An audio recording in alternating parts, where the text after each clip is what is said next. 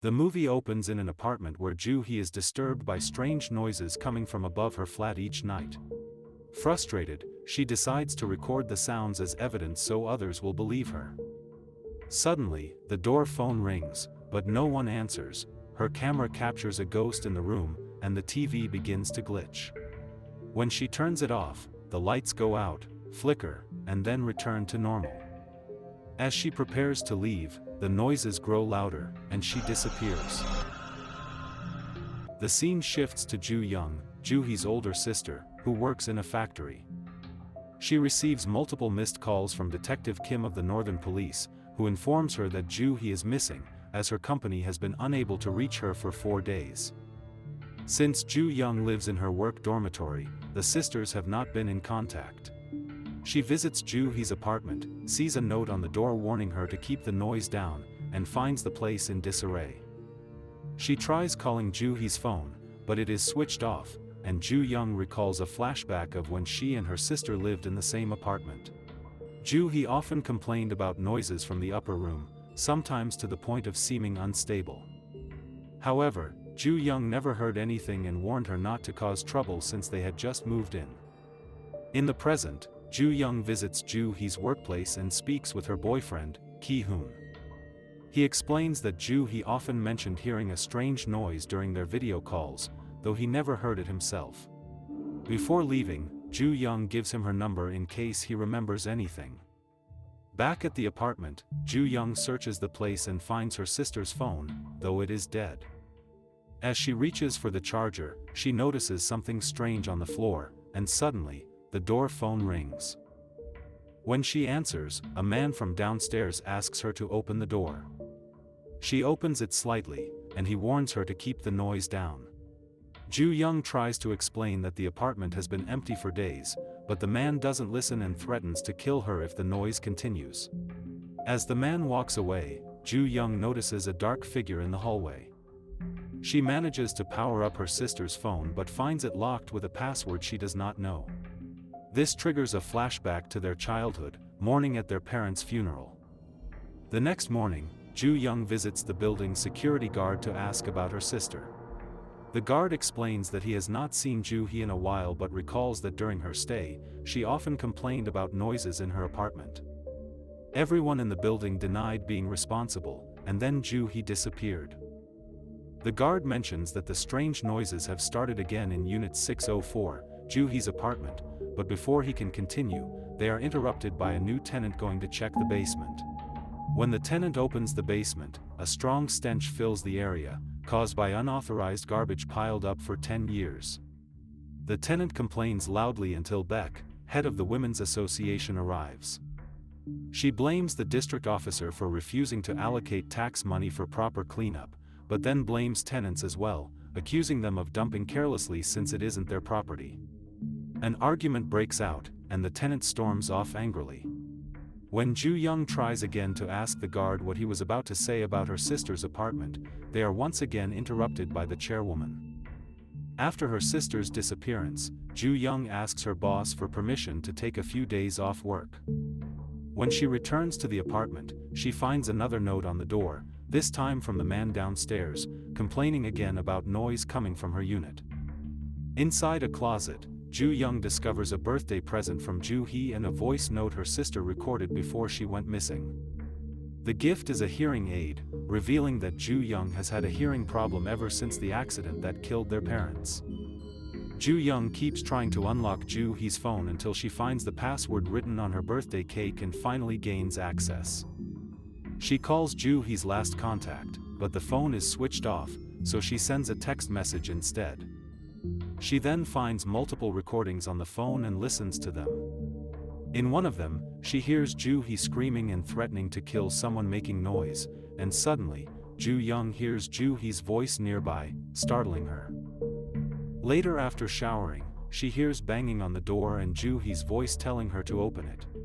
However, Ju-young realizes that if it were truly her sister, she would have entered using the passcode.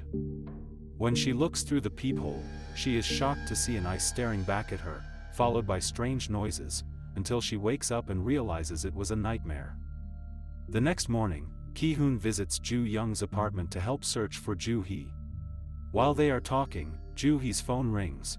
It is from the person Ju Young had texted earlier, the caretaker. Ju Young and Kihun visit the caretaker, who describes Juhi's strange behavior before she went missing and shares the apartment's history. She explains that a previous tenant also heard strange noises and later took her own life by hanging.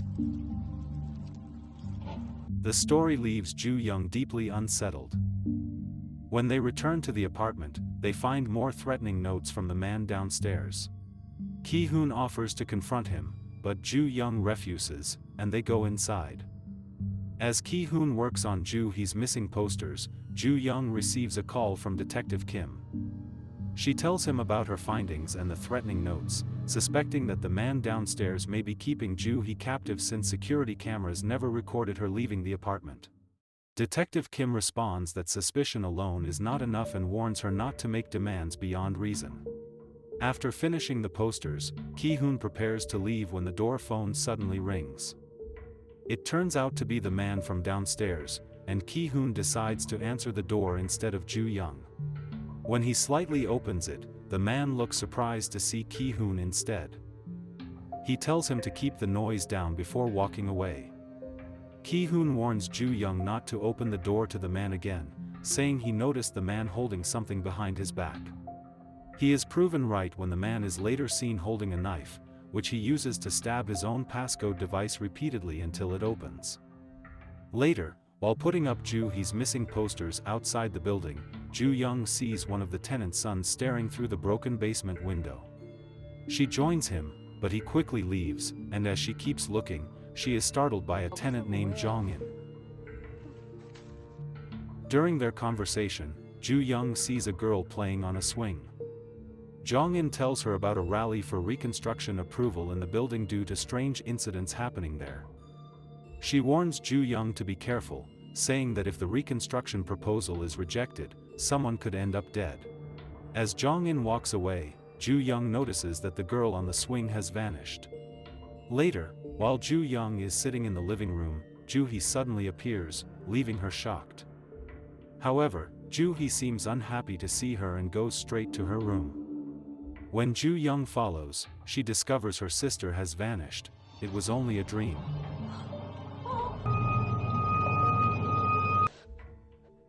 Heading to the kitchen for a drink, Ju Young begins to hear strange noises and notices a figure outside her balcony trying to enter.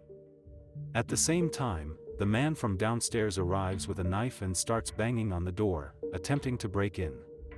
Terrified, Ju Young arms herself with a knife, but the figure on the balcony mysteriously disappears. As the man continues trying to get into the apartment, he suddenly sees a figure standing in the hallway. A light flickers on, revealing a ghostly presence. Frightened, he turns to run but is confronted by the ghost and falls to his death. The next morning, tenants and police gather at the scene.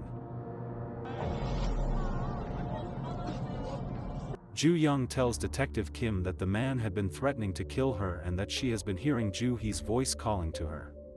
Beck overhears and confronts Ju Young, accusing her of being crazy and losing her mind. She claims the apartment is cursed, as is Unit 502, where the man lived. Later, Ju Young visits Jong-in's apartment to ask about the history of Unit 604 and 502. Jong-in tells her about a former chairwoman who lived in Unit 702. The woman often came to Jong-in's place to complain about strange noises coming from her own apartment. One day, the chairwoman lost control and began striking the roof repeatedly, trying to stop the noise. Suddenly, a tenant from the floor below, who had also been disturbed by the sounds, burst into her apartment and killed her. Since that incident, the killer was never seen in the building again, leaving Ju Young deeply unsettled. On her way back to her apartment, she calls Kihun and asks him to research the history of what happened in Unit 702. When she arrives at her door, she finds a blank sheet of paper, and to her horror, she notices her own name written in blood on the door. The next morning, a disturbed Ju Young continues posting her sister's missing flyers and later joins the rally for reconstruction, led by Beck. She becomes furious when she sees people stepping on her sister's posters, as if they don't care. Enraged, Ju-young interrupts the rally, leading to a fight with Beck, and during the struggle, Beck knocks out one of Ju-young's hearing aids. Kihun arrives, breaks up the fight, and retrieves the hearing aid from Beck before leaving with Ju-young. He tells her that from his research, the man who killed the former chairwoman was never seen leaving the apartment. Security camera footage shows he was last seen entering the elevator, leading Kihun to suspect that he is still somewhere in the building. Suspicious, Ju-young and Kihun decide to explore the locked basement, where they find 2 doors, and they split up to search. In one of the rooms, Ju-young discovers a drawing book filled with sketches of a happy family who later suffered a deadly accident, exactly what happened to her own family, explaining how they lost their parents. Meanwhile, while investigating another room, Kihun is horrified to find a corpse lying nearby. It is revealed to be the body of the killer who murdered the previous chairwoman. As Kihun approaches the corpse, he begins hearing loud noises and suddenly becomes possessed.